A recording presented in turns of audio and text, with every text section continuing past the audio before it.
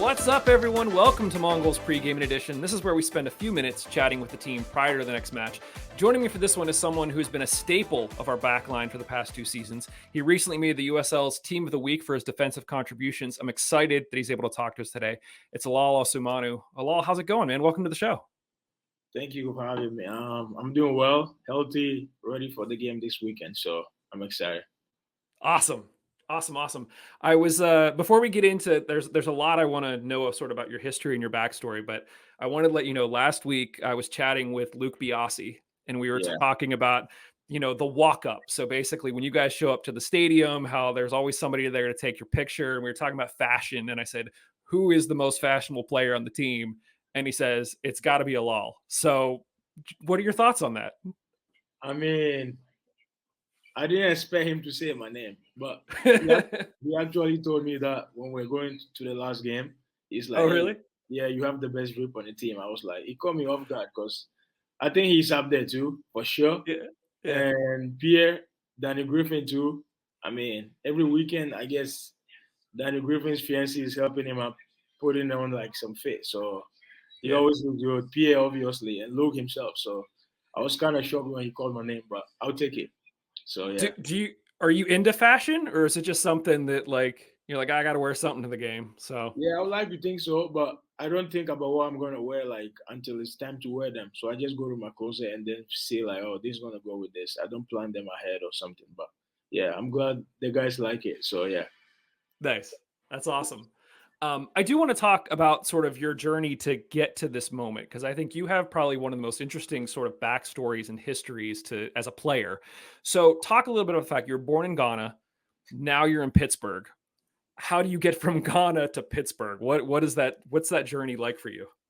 Yeah, so obviously like you guys know, I was born and raised in Ghana, and then until like about 19 years old or 18, I got recruited to come to college. So my coach at University of Charleston, he came all the way to Ghana to like train my team, and then he recruited me basically to go to Charleston, which is like Division 2 in West Virginia. So I played like one season there, and then he got the job at Marshall. So I transferred to Marshall with him basically, and then 3 years at Marshall, and then graduated there, played in Omaha 2 years, and then now I'm in Pittsburgh. Ended up in Pittsburgh playing. So it's been quite a journey. Talk a little bit about the fact. So you mentioned you were like 19 in Ghana. Yeah. And then you just make the decision like, yeah, I'm going to go to America to play soccer. Like, how big of a decision was that for you?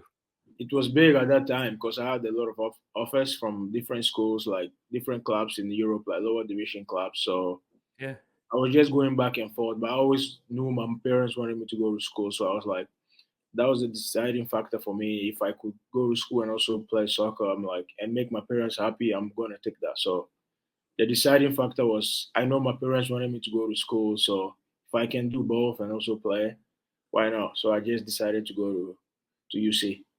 Yeah, that's very admirable.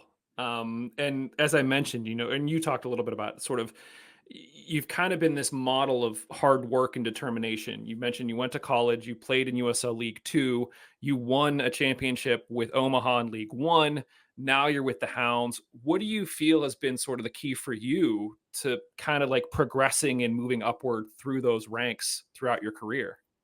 I mean, I feel like the biggest thing for me is like having a growth mindset.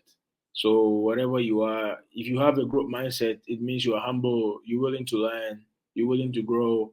So my biggest thing is like having a growth mindset. So even if moving step by step, showing up every day with a growth mindset, willing to grow, be open, learning few stuff from what you already have. So just like you said, I went to college, played for different League 2 teams, and then I made friends, connections over there, came back to college, do it again, over and over again, showing up, having a growth mindset, going to Omaha.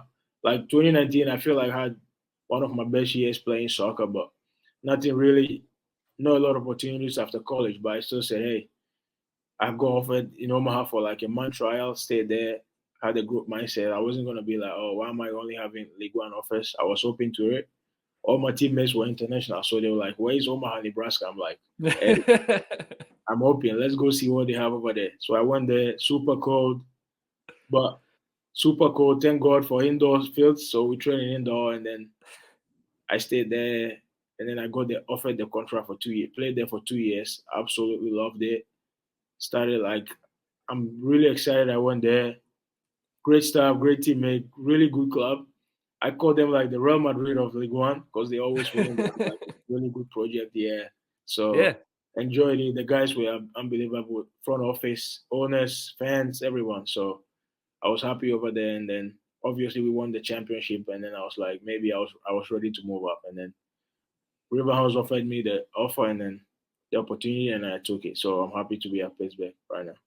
What was it like winning a championship in League One? It was exciting for sure. Yeah. That was my first professional trophy. So, and then the prior year to that, the final got cancelled because of COVID. So I kind of felt like we had unfinished business. And then they put up, most of the guys came back again, and then we did it all over again, and then we won it. So it was like we felt like we didn't get the chance to play, and we all felt like we had unfinished business. So we came back again, had a great year. We had a few guys on the team, and then it was amazing.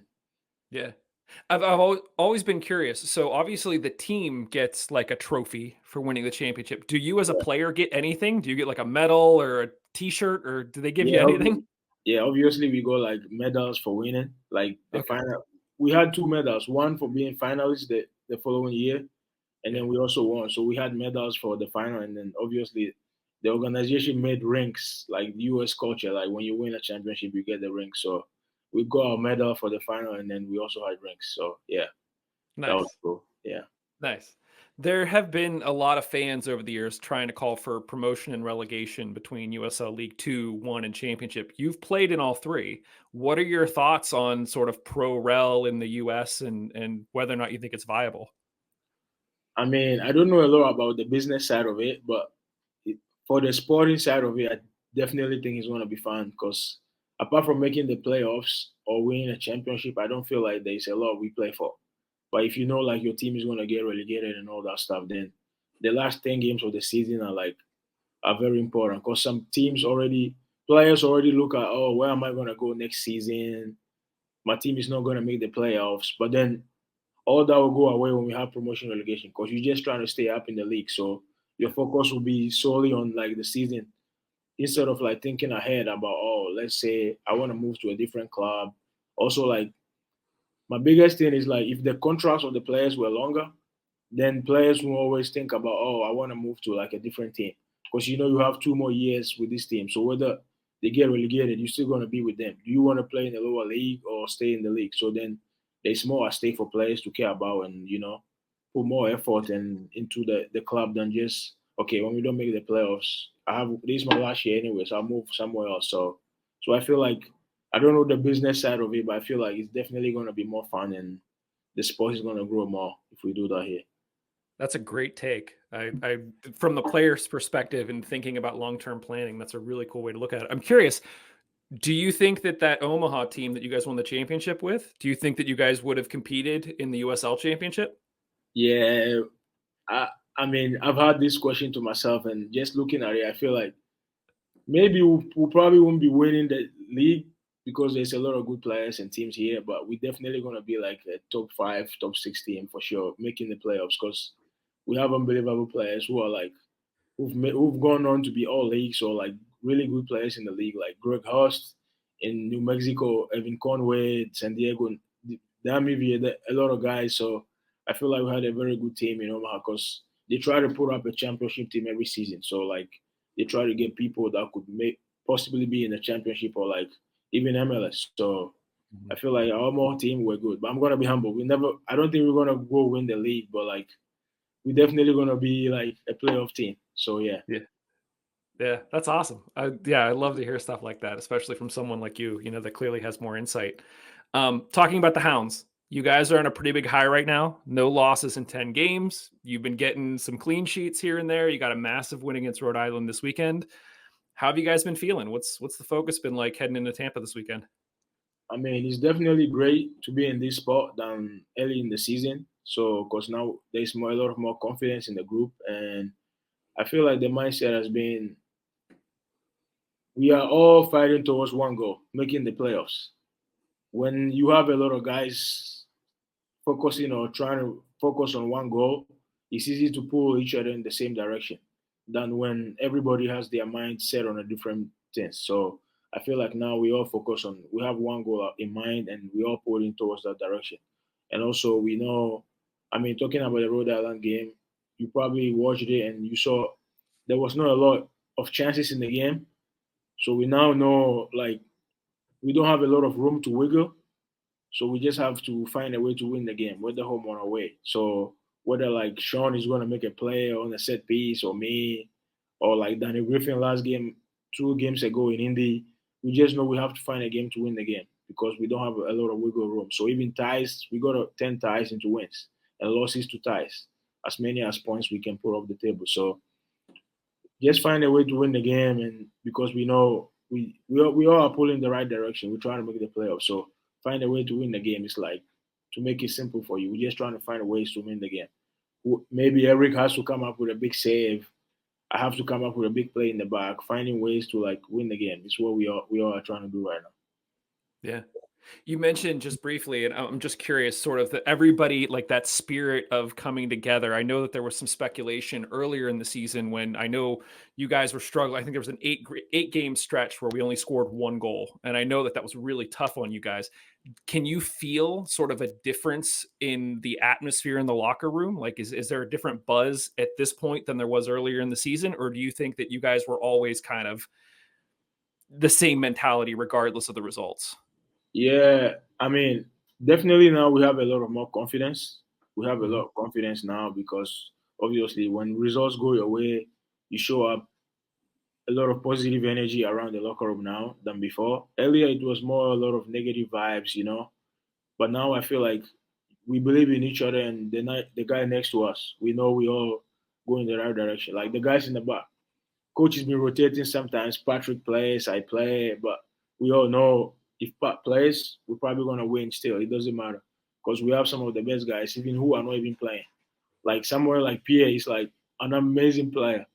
I wish you guys are in training or get to see him more. But anytime he steps on the field, like he helps us play games, good games. You have your C, but like we just look at each other and know, oh, whoever plays, we have a chance of winning. Whether Robbie plays as a striker, Kiza, now we have Betin, Baba, EJ. Like there was a stretch that EJ started and we got goals from him.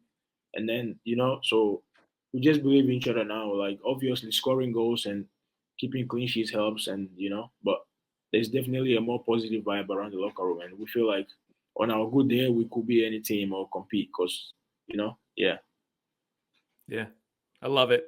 Well, I want to be respectful of your time. I really appreciate you taking the time to talk to us today. Obviously, best of luck to you and the team as you guys head to Tampa this weekend, hoping for another shutout and potentially 3 points. Yeah, I mean, we'll do everything we can. Like I said, we just trying to find a way to win the game. So hopefully we can do that this weekend. Thanks a lot for having me.